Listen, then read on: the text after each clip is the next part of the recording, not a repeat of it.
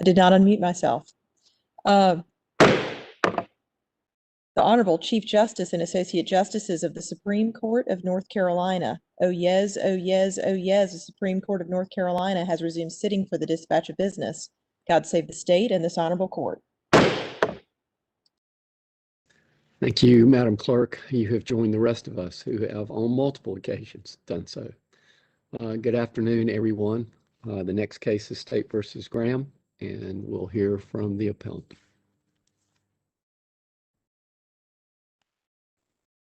It please the court.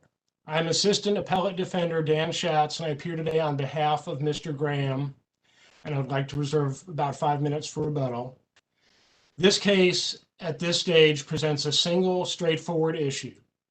When is an out-of-state prior conviction substantially similar to a particular North Carolina felony offense for purposes of NC General Statute 15A 1340.14E? And this court has previously addressed the issue in State v. Sanders, and the Court of Appeals has addressed this issue in a line of cases, starting with the State v. Hampton case. And there is a rule that can be derived from all of these cases, we think, that is a simple, straightforward, and objective rule that can be easily applied in any case.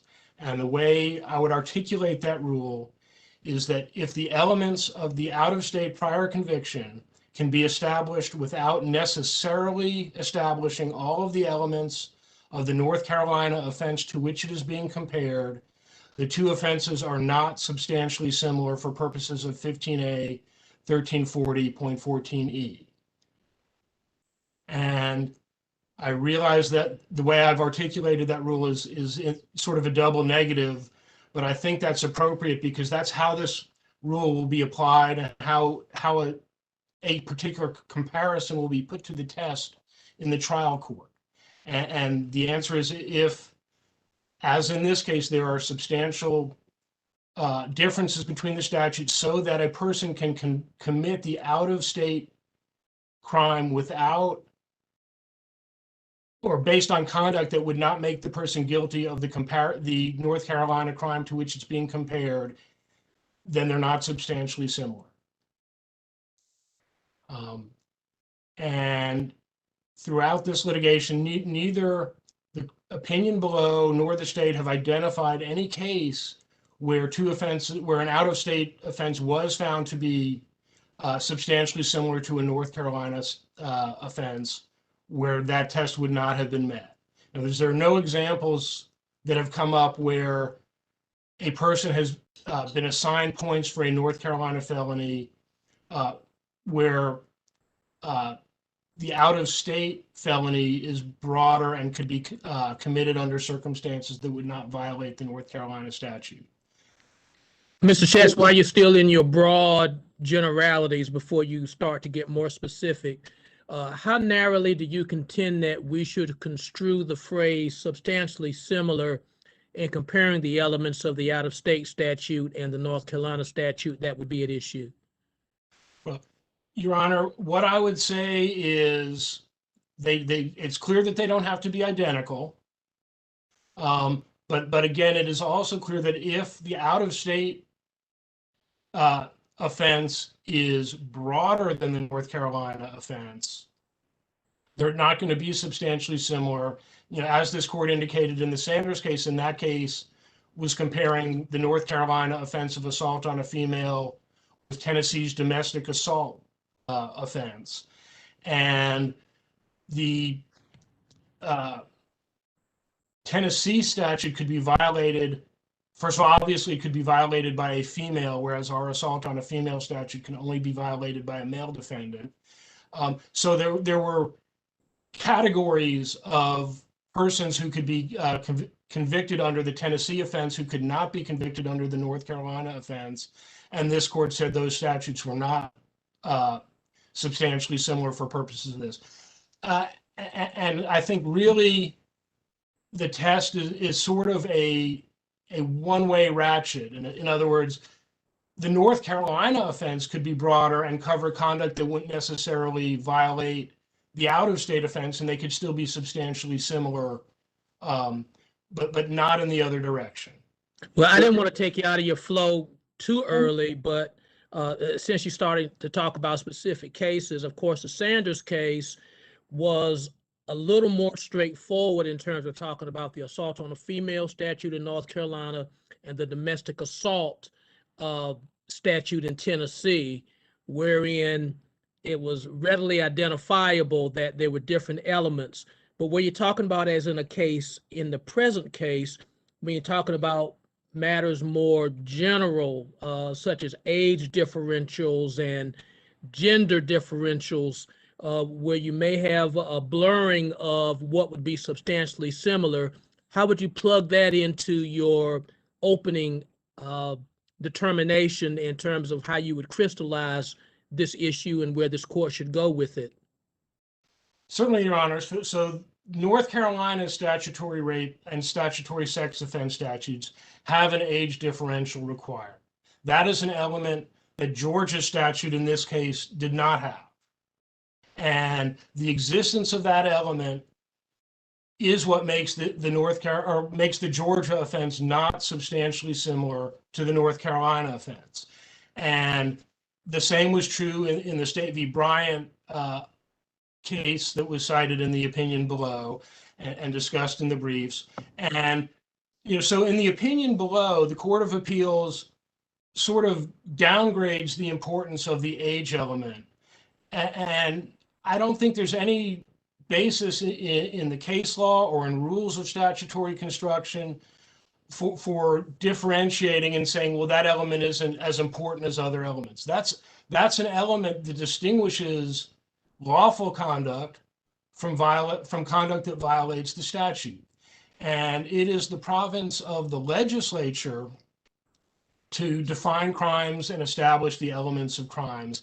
And so when the court below essentially downplays the significance of an element that the North Carolina legislature has put into the statute, I don't think that's an appropriate way to read the statutes and apply them. The North Carolina legislature made a public policy decision in enacting North Carolina statutory rape statute that a 16-year-old who engages in sexual conduct with a 13-year-old or an 18-year-old who engages in sexual conduct with a 15-year-old is not guilty of statutory rape or statutory sex offense. Georgia's legislature made a different public policy decision and decided that in those instances and cases with those age differentials, those persons would be guilty of Georgia's statutory rape or offense. And those different public policy decisions made by our legislature and the Georgia legislature, as of course each is entitled to do, are what makes the two statutes not substantially similar in this instance. But where you've got age differentials and to do the visual overlay, so to speak, if you take the out-of-state statute and you do an overlay with the North Carolina statute that may be at issue, where you've got age differentials, where you've got specific ages, where you have minimum and ages that may apply. How do we as a court, public policy notwithstanding, how do we somehow surmise what is properly substantially similar when there are so many aspects of age differentials that can come into play in terms of not only an age differential, but also a foundational age, as some of these statutes have, such as from the South Carolina case, 11 years old, and some of the other kinds of cases? Well, Your Honor, thinking of that in terms of overlay, or if you think about Venn diagrams, where each state statute has a circle that describes the conduct that's criminalized by that statute. So if under the rule that I think is the correct rule and that all of the cases other than the opinion below have followed, is that if the circle that represents North Carolina's offense completely contains the circle that represents the other state's offense, they're going to be substantially similar. If, and so for example, in the State v. Bryan case, in addition to the comparison where the court found them not to be substantially similar, they also made a different comparison between South Carolina's third-degree criminal sexual conduct and our second-degree rape and second-degree sex offenses. And the opinion there recognizes that taken together, they are identical. The two circles would be the same. In a different example, in the State v. Riley case in the Court of Appeals that had compared the federal possession of a firearm statute to North Carolina's possession of a firearm by a felon statute, the Court of Appeals made the point that the federal statute has an additional element, which is that the possession of the firearm affect interstate commerce, which we don't have. And what the court said about it is that a conviction under the federal statute necessarily includes conduct which would violate the North Carolina statute, but not vice versa. And the fact that the federal statute was narrower and had this extra element did not stop those offenses from being substantially similar. But if the federal statute had criminalized conduct that would not have violated the North Carolina statute, from the way the opinion talks about that the vice versa was not correct, they would have reached the opposite result. So I think that's the way I would say is it really has to be a situation where the out-of-state case fits entirely within North Carolina statute. There's another example that was discussed in the opinion below. In the opinion below talks about there's a Michigan statute that's similar to our indecent liberty statute, except that in that case the defendant had to be 18 years old and more than 5 years older than the victim, whereas our indecent liberty statute requires the defendant to be 16 years old and 5 years older than the victim. And the fact that, again, anyone who violated the Michigan statute by being over 18 would necessarily violate the North Carolina statute by being over 16 and having that same 5-year age differential. But the reverse would not have been true. So if our statute required a defendant to be 18, but the Michigan statute had required the defendant to be only 16, our position would be those would not, in that instance, be substantially similar for purposes of counting the prior record points. Do you agree that Bryant is an outlier? Do you agree with the Court of Appeals assessment of that case? No, Your Honor, I do not. Bryant, like every other case, has, where a person could be convicted of the out-of-state case without being guilty of the North Carolina crime to which it's being compared, they're not substantially similar. And there are no cases where no published cases that have been identified any time during this litigation where a person could violate the out-of-state comparator without violating the North Carolina statute to which it's being compared, and yet they've been held to be substantially similar. So I don't think that it's an outlier. And of course, the Court of Appeals, obviously it doesn't bind this court, but the Court of Appeals can't just describe one of its own precedents as an outlier and decline to follow it without, certainly not without identifying a specific earlier Court of Appeals case that it's in direct conflict with, which the opinion below does not do. And as far as we can tell, there is no case in which Bryan is in direct conflict. So I would strongly disagree with the assessment that it is an outlier. I think it fits within the rule that can be applied to all of these cases, which is the rule we're talking about. And that rule has the benefit of being, it's objective. There's an objective correct answer in every case, whereas the approach taken in the opinion below, where it says, well, some of the age difference element is less important. That's a subjective judgment, and there's no way to craft a rule that would fit the opinion below and yet would give an objective determination of, well, how similar is sufficiently similar. The benefit of this test is it is, like I say, it is objective. It's a bright line test. It's easy to apply, and there will be a correct objective answer in every case. And Well, let me ask you something about that, Mr. Schatz. What we're supposed to be looking at is whether the offenses are, quote, substantially similar. And it sounds like that doesn't sound like a bright line type of phrase to me. What is it about that would indicate to you that we should draw a bright objective line like you're discussing? well, that's actually an interesting, what it really comes from the way the case law has developed. So in the Hampton case, the Court of Appeals, the majority explains, they flat out say that the statute itself does not spell out how to determine substantial similarity. And also, in conjunction with that discussion, talks about the rule of lenity and how a vague criminal statute should be interpreted. And we would suggest that in order to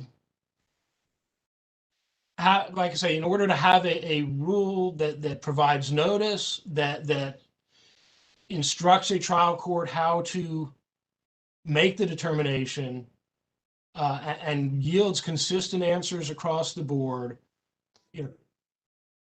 this rule, which is consistent with all of the case law, is the appropriate way to do that. Because there's a risk if you don't have a standard. I talked about this, I alluded to this in the reply brief. The United States Supreme Court recently, in the Johnson case, found unconstitutional their Armed Career Criminal Act, which had a vague description of how you could tell whether a state statute of conviction was the equivalent of a particular, the specifically enumerated crimes that were set out in that statute. And the Supreme Court, the United States Supreme Court, went back and forth for years trying to describe a rule that would be sufficiently clear. And finally, in the Johnson case, they essentially said, we've tried, we can't do it. The statute, as it had been interpreted over multiple United States Supreme Court cases, didn't provide fair notice of what statutes would qualify under their residual clause that was at issue there. And the same is at risk here. If you don't have standards, it just becomes so vague that it is, creates difficulties in application. And that's just not a way we should try and interpret our statutes. And I do think it is important in looking at the Sanders case, not just to what this court said and what how it applied the test, but also what it specifically rejected from the dissenting opinion in the Court of Appeals. So the Court of Appeals opinion in Sanders, the dissent talked about how the two statutes had a similar purpose and how the defendant's conduct in the out-of-state conviction would have, the actual offense conduct would have violated the North Carolina assault on a female statute. And this court rejected that test and said basically this is, and specifically, the opinion in Sanders also talks about how the state had urged the court to look at the purpose of the statute and to look at the offense conduct. And this court rejected that approach. And one particular thing that the dissent in Sanders said was that no other North Carolina statute was as suitably equivalent to the Tennessee domestic assault statute as assault on a female. And the takeaway from that, I think, is that there is not necessarily a suitable equivalent to every North Carolina statute. Or North Carolina, to put it the other way, North Carolina will not necessarily have a specific crime that will be suitably equivalent or that will be substantially similar to every particular out-of-state conviction offense.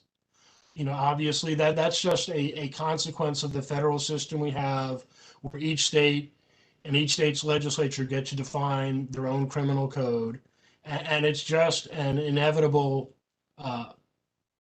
issue that will come up due to that federalist system that we have. And so that's really, I think, critical, that there does not have to be a particular crime. North Carolina, the answer is North Carolina just doesn't have a particular crime that is substantially similar to Georgia's version of statutory rape. Just as in the Bryan case, the Court of Appeals recognized that our statutory rape was not the equivalent of South Carolina's statutory rape statute.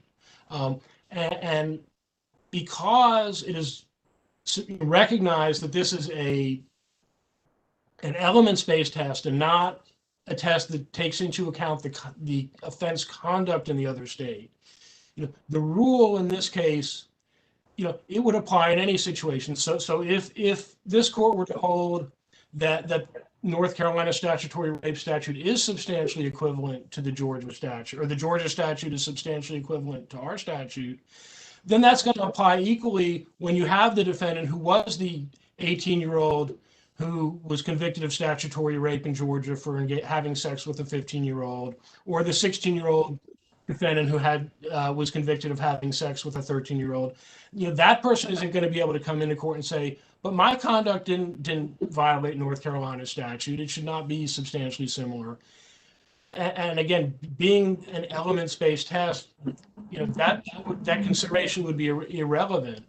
So again, I think the objective rule, as I've described it, is the rule that this court should adopt, and that we think best fits the definition of substantially similar in a way that is clear, easy to apply, yields consistent answers across the board, and provides fair notice of how somebody is going to be punished. Unless there are further questions, I would reserve. Sorry, yeah, just one quick question. So Georgia General Statute 16-6-3 B distinguishes the severity of the crime based on the age of the perpetrator. Is that something we can consider, or are we only allowed to use subpart A? Your Honor, I think the court can consider B. Now, the way that statute is written, it appears that, and keep in mind that statute, based on the legislative history that's attached to it, was written before Apprendi and before Blakely, and since then the line between punishment and elements has been kind of blurred. But I don't think it's necessarily a problem to take that into consideration. And even so, that doesn't change the analysis in this case that the Georgia statute is not, or the North Carolina statute is not substantially similar to the Georgia statute for purposes of 1340.14E, because it's even with those factors, the Georgia statute still criminalizes conduct that would not constitute that B1 felony in North Carolina. And just to be clear, if they're not substantially similar, that just means that the prior offense, it would be categorized as a lower level felony rather than a B1 felony. That's correct, Your Honor. It would receive the prior record points for a Class I felony, so it would count 2 points instead of 9 points.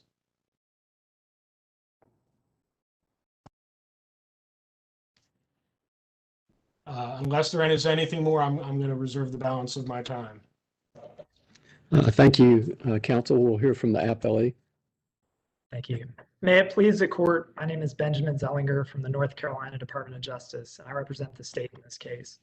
Sentencing in our state is predicated on the premise that an individual who has more prior record level points or has committed prior crimes should be sentenced more sternly than an individual that is not. In cases like the one at bar, children need protection from recidivists. North Carolina General Statute 15A 1340 states that if an offense in another jurisdiction is substantially similar to a North Carolina offense, the conviction is treated as that of the class of felony of North Carolina offense for assigning prior record level points. In the case at bar, this defendant committed a sex offense on a child, and the state proved that he had previously been convicted for rape of a child in Georgia, who's actually the victim's mother, some 10 plus years earlier. This defendant deserved a stronger sentence than a defendant with no prior record. And the question before the trial court, the Court of Appeals, and now this court is, what does substantially similar really mean?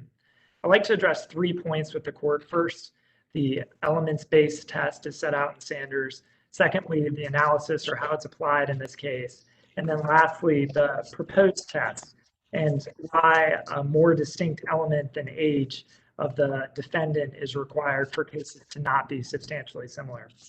And that might be an appropriate starting point to define substantially similar. Of course, substantially means to a significant extent or for the most part similar, resembling without being identical or having characteristics in common.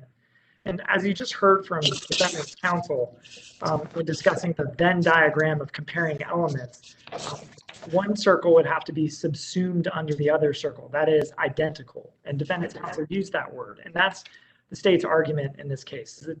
The requirement for the two statutes to have the same age requirement is requiring the statutes to be identical. And that's inconsistent with our statute, which requires substantial similarity.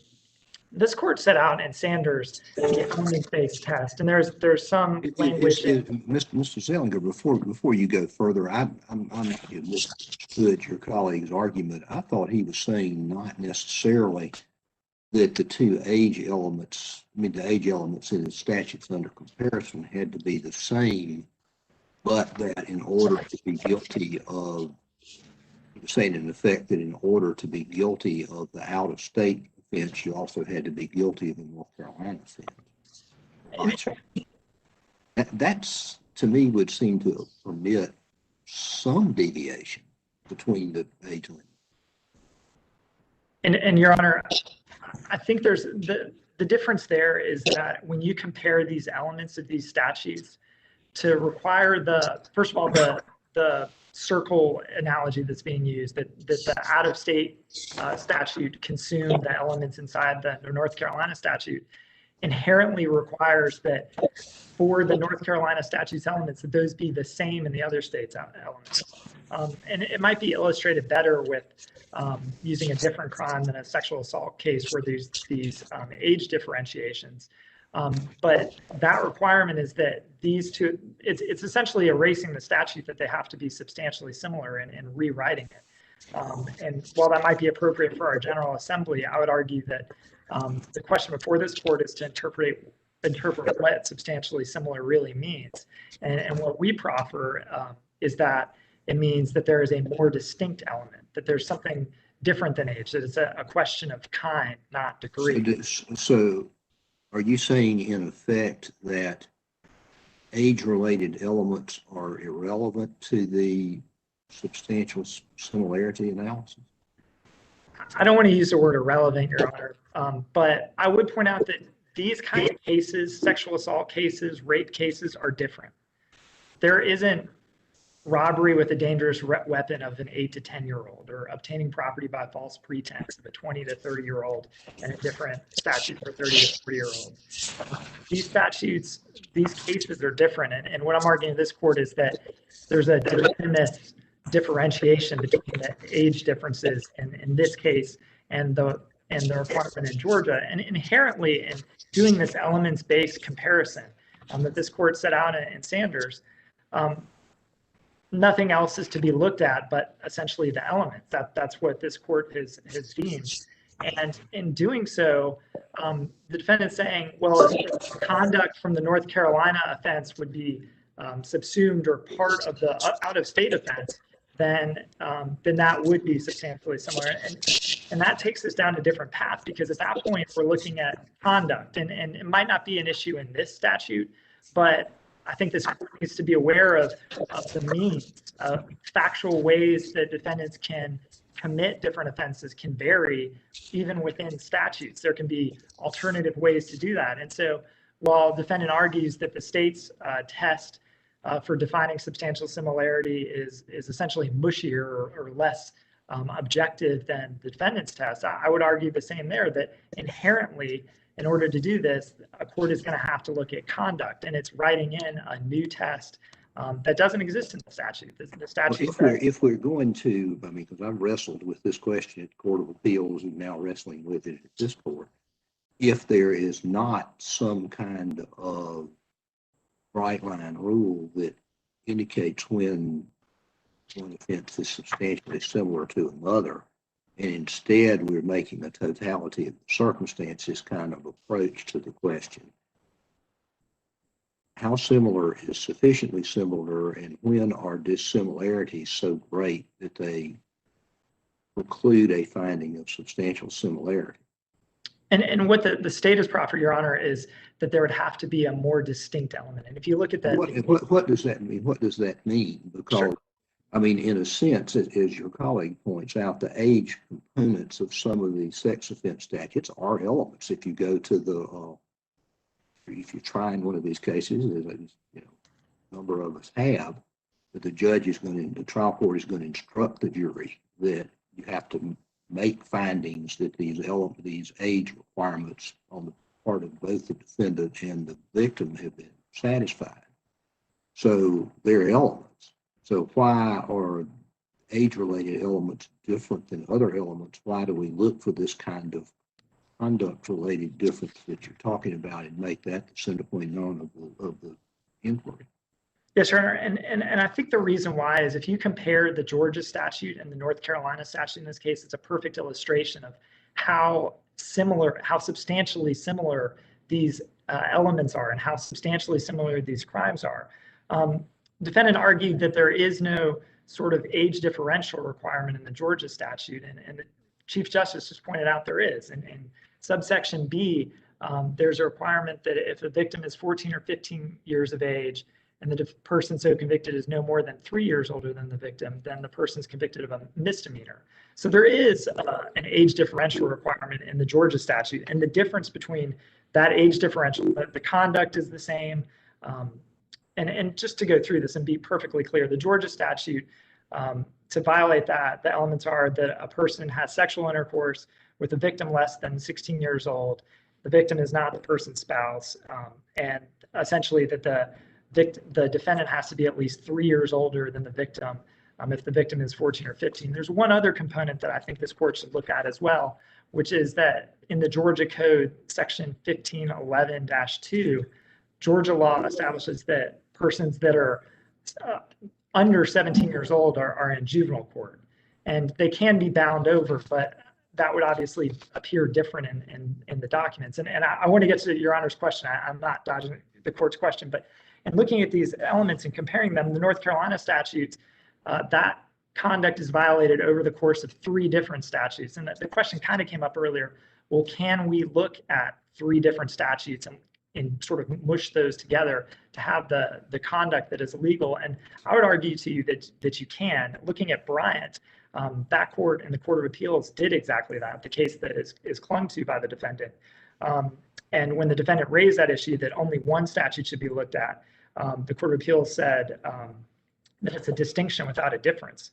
And so when you get down to it and you compare it to the 3 North Carolina statutes, if a victim's under 13 years old, Georgia, inherently the person has to be over 17 for it to not be in juvenile court. In North Carolina, the person either has to be at least 18 or at least 12 and 4 years older.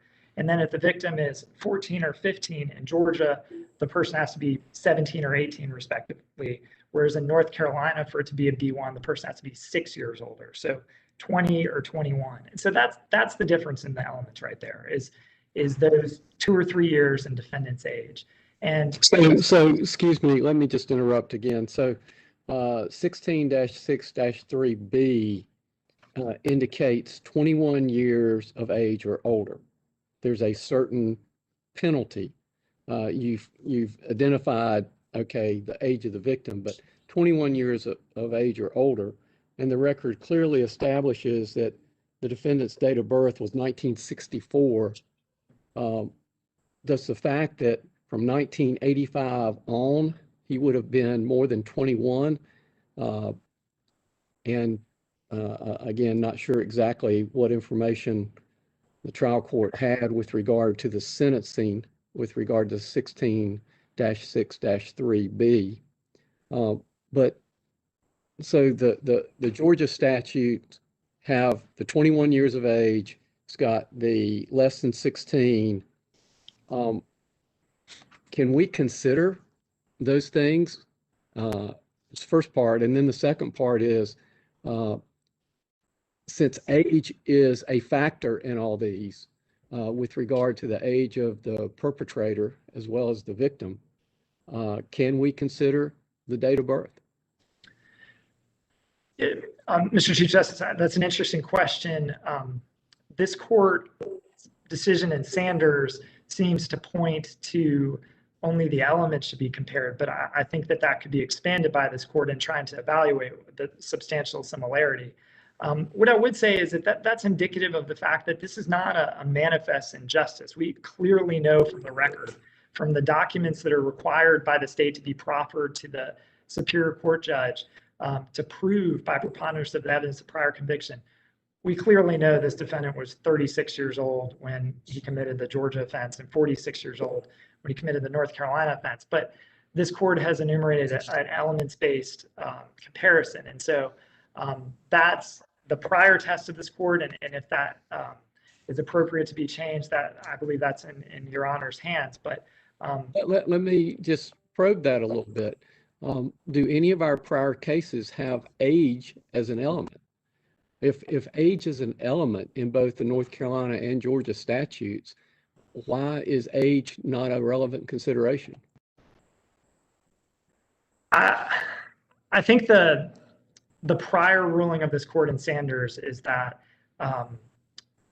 age is relevant as it applies to the elements of the crime, and that essentially this court rejected sort of going outside that part of the record and looking at the idea behind the statute or other documents. But there inherently are going to be documents that show the defendant's age and solve that issue. And so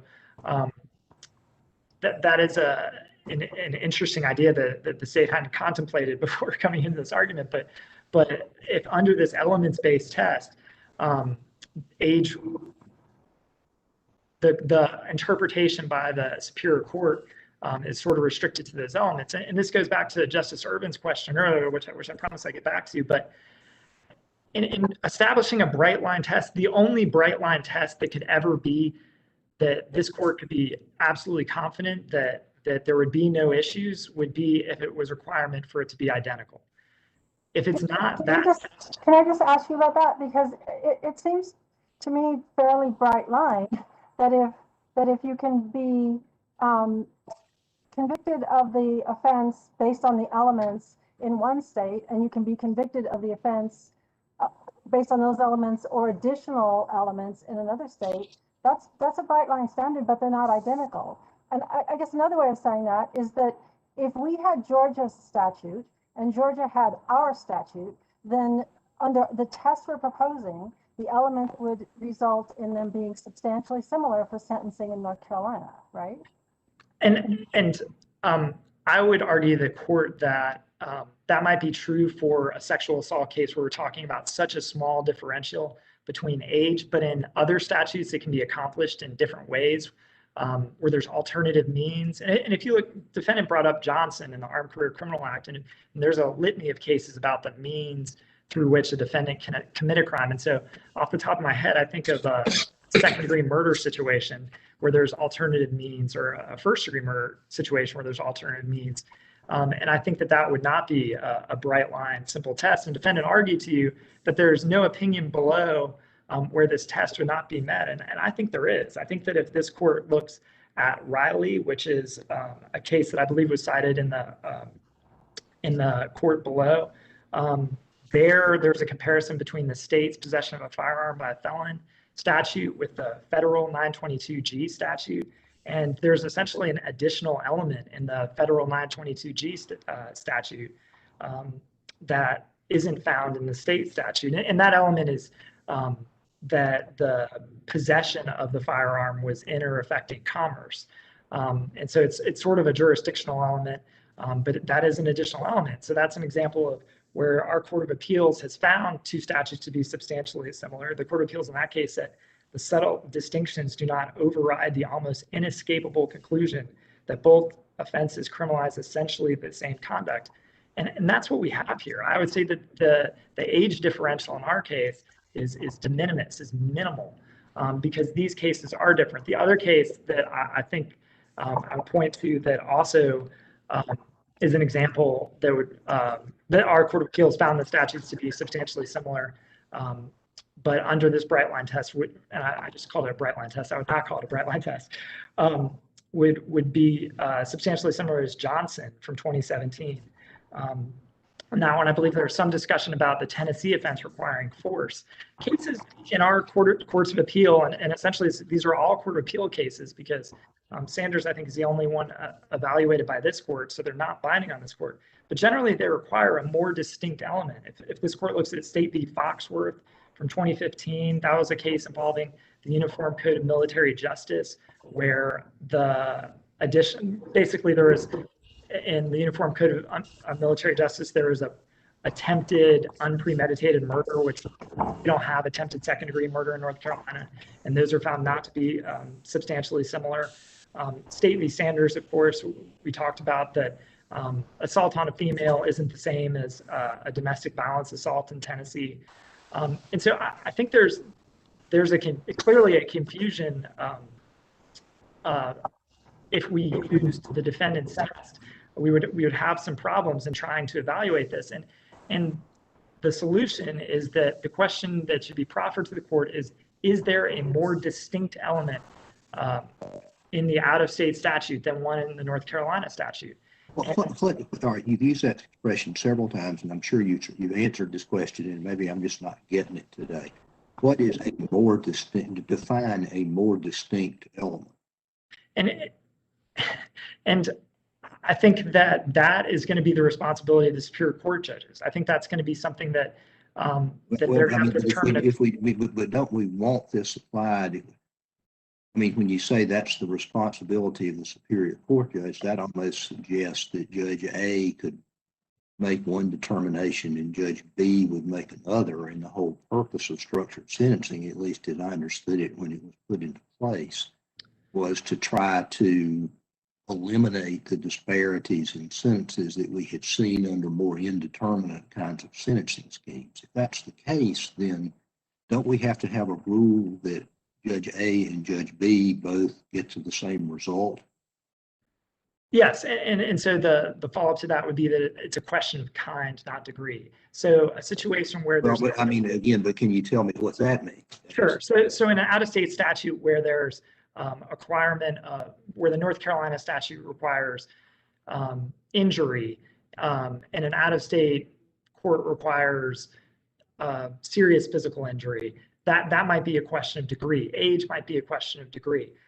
If there's a distinct difference, which would be the example that we have in Sanders, where the victim is required to be in a domestic relationship, whereas the North Carolina assault on a female statute doesn't have that distinct element, then that wouldn't apply.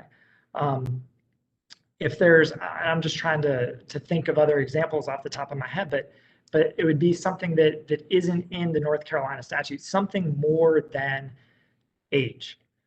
Because again, is age by definition always, under your test, is it always a question of degree rather than kind? I would, I mean, I can't think of a situation where it wouldn't, because these statutes are so similar in nature. I mean, again, we're talking about a defendant being a year or two older when he commits a statutory rape in North Carolina, it's criminalized versus in Georgia, where it might not be criminalized. And again, like the focus should be on whether this is substantially similar, and that because that's what the statute says. And so I would argue to this court that these words have to have some sort of meaning, because if they don't, then we're going to be in a situation where there are so many statutes across this country criminalizing statutory rape that we're going to be in a situation where sort of weird idiosyncrasies between the age differential cause recidivists to not be punished as severely in our state. And from a public policy perspective, I think that runs in the face of 15A 1340, where the statute is punishing recidivists or people who have worse criminal records than people that don't. You spoke earlier about the Court of Appeals cases that are applicable through the eyes of the Court of Appeals in this case. With the state being the appellee here, how should this court regard the Court of Appeals' reliance upon one of its own unpublished opinions, that being Corey, in terms of looking at this fairly wide zone that the Court of Appeals in this case established for that phrase substantially similar? Should we be regarding Corey at all? I don't think it's binding on this court, Your Honor. I think the only case that's binding on this court is Sanders in establishing that prior test. But what I would say is that Bryant clearly is not binding on this court from the Court of Appeals. And if you look at the litany of Court of Appeals case law, I think there's some 10 cases over the last 2 decades. And the differences in the distinctions that the Court of Appeals finds substantially similar or not substantially similar really come back to this idea that there's got to be some sort of distinct element. Bryant, of course, is the one case where there's the age discrepancy, and the court says that the age of the victim causes to not be substantially similar. And going back to what Justice Ervin said earlier, while those might be elements of the case, while a jury might be asked, was the victim 13 or was the victim 12, or was the defendant over 17 or was the defendant over 18, it's not a situation where those elements don't exist in the out-of-state conviction. Those elements are still there. And so the question is the element requiring that a defendant be 17 versus North Carolina requirement that a defendant be 18 or 19, is that not substantially similar? And again, coming back to what I led off with, does it resemble without being identical? Does it have characteristics in common? And I'm sorry. We said in Sanders, and I'll pose it to you, and I certainly invite Mr. Schatz to use any rebuttal time he may wish if he sees fit to respond to it in the same way. But we said in Sanders that in addressing the phrase a more distinct element, that in most cases where our courts have found no substantial similarity between two offenses, those were matters that involved other than differing age requirements. And of course, here in the present case, we have a differing age requirement. While you have attempted to address what a distinct element would be, would it be your position that in the context of Sanders, I know you've grappled to answer Justice Ervin's question, could it perhaps be that there is no distinct element outside of age requirements that you can identify in a case such as this one? Well, in a rape case, I think there could be a situation where the criminal act could be distinct. There could be a situation where another state criminalizes, and again, North Carolina sex offense and rape are pretty similar, and the acts that constitute sex offense are listed, and I don't want to belabor the court with describing those acts, but there could be a situation where for another state, a sexual act is excluded and does not count, and it would in North Carolina, and that would be a distinct element. That's not a question of degree, that's a difference of the act, the essence, the actus reus of the crime. And so that would be a situation. If there was I don't want to leave this court with the impression that there aren't situations where there are more distinct elements, because there absolutely are. I'm trying to limit it to these sexual assault type cases, but North Carolina armed robbery, you have to be armed with a gun while committing this show of force. If there's an out-of-state conviction for something not involving a gun, that could constitute something different and be a more distinct element. And so I can't off the top of my head, because I'm not as smart as the members of this court, list all of the different types of distinct elements that have come off. All I can do is sort of look back at North Carolina's history and case law and tell this court about what they were. And again, there was the Sanders one that we've discussed about assault on a female. Can I ask you about Sanders? Because I understand you're asking us to abandon Bryant, but it seems you're also asking us to abandon Sanders, because the court there, after saying that the Court of Appeals has appropriately determined certain offenses to be insufficiently similar by comparing the elements of out-of-state and North Carolina offenses, on the majority, the Sanders court then compares the two elements and says, indeed, a woman assaulting her child or her husband could be convicted of domestic assault in Tennessee, but could not be convicted of assault on a female in North Carolina. So isn't that exactly the same analysis that the defendant here is asking us to apply in this case? And respectfully, Your Honor, I would disagree with that. I guess the difference between assault on a female, the elements of that and the assault from Tennessee involve sort of 5 enumerated elements for what constitutes a domestic violence victim in Tennessee. And so those 5 enumerated differences are significantly different than North Carolina's assault on a female. And so I would say that lends credibility to the state's argument that it has to be some sort of distinct element that's different. They're the elements that are similar, the assault element, but who the victim is different. And that comes back to this sort of degree question, where it's not saying it's someone who's 12 versus 13 or 14. It's saying it's somebody who falls into one of these 6 categories in Sanders: adults who live together, adults who are dating, individuals who are related by blood or adoption. Those could all be men. And North Carolina's offense criminalizes assault on females. So if I understand you correctly, you're saying that you agree with Sanders that we compare the elements, but that sometimes if you can be guilty of the crime in one state but not in the other state, they're similar, but other times they're not similar. And how do we draw the line? I'm sorry, I didn't understand the last part of the court's question. So I agree that the Sanders test, the elements comparison, is what the court should do. But the state's proffered test is that the evaluation of these elements should be whether the elements are distinct, whether they do not have characteristics in common, because that's what substantially similar means. And again, I think that statute has to have meaning. And so I'm not sure if I answered the court's question there. Well, I think what I'm trying to get at is when you're comparing the elements, the question you're asking is, can you be guilty of committing the crime in both jurisdictions? And you're saying sometimes if the elements are different, it's okay, they're still substantially similar. And other times, if the elements are different, then they're not substantially similar. And I apologize, Your Honor, I am not saying to compare the conduct. And I think that's the problem with the defendant's test, is that if you compare the conduct in statutes that have alternative means, a way to commit the element, then we're going to run into problems such as you see with Johnson, with divisibility and things like that. What I'm arguing for is that there needs to be something more distinct than just an age differential.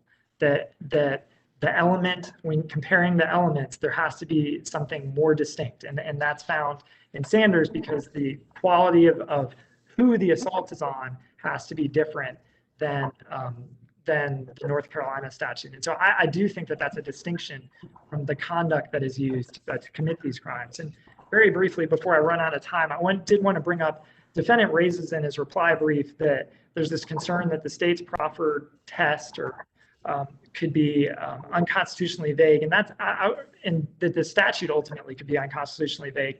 And I would argue to you that's not before this court. The residual clause of Johnson is incredibly vague. It says serious potential risk of physical injury to another. That's significantly different than the substantial similarity standard. And seeing that I'm about out of time, if there aren't any questions, I would argue to this court that for the reasons stated, the authorities cited, in the facts of this case, I respectfully request that this court affirm the decision of the Court of Appeals. Thank you. Thank you, counsel. Rebuttal.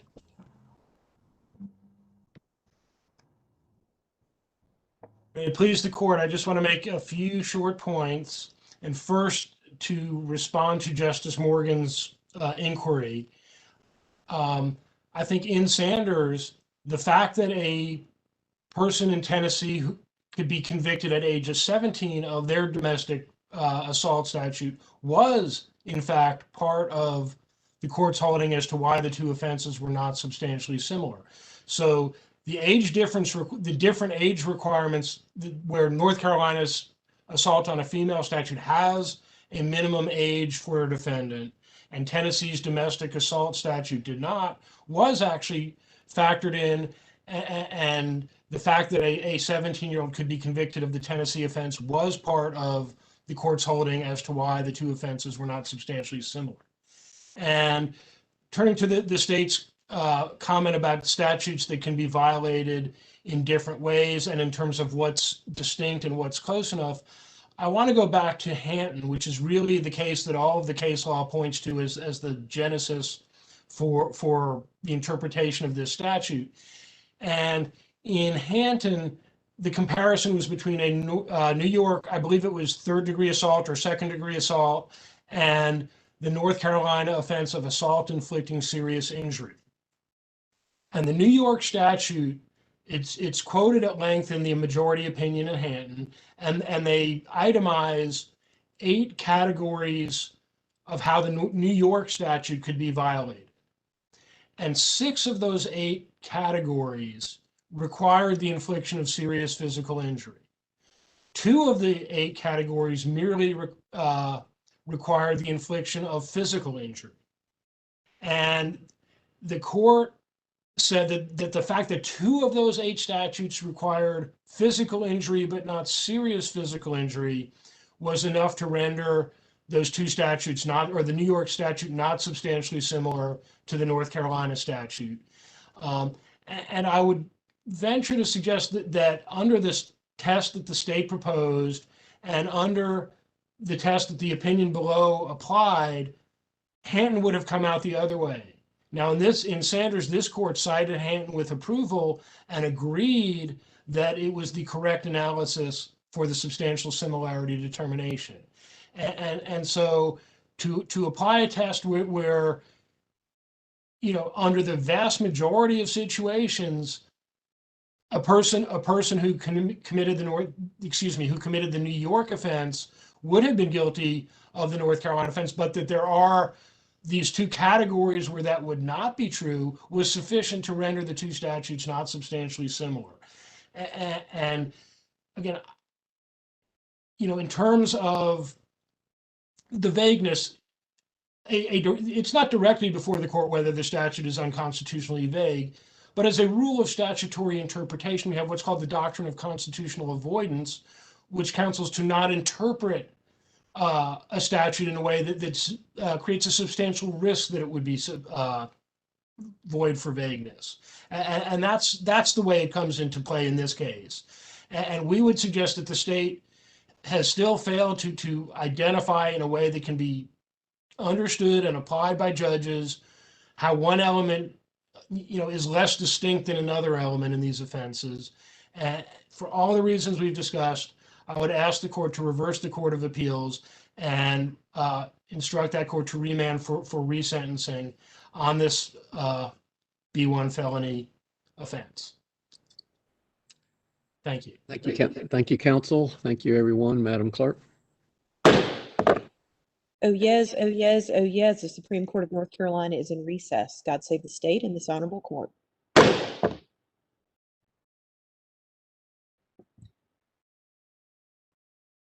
Thanks, Dan. Thanks, Boz. And the internet held. I'll see you tomorrow.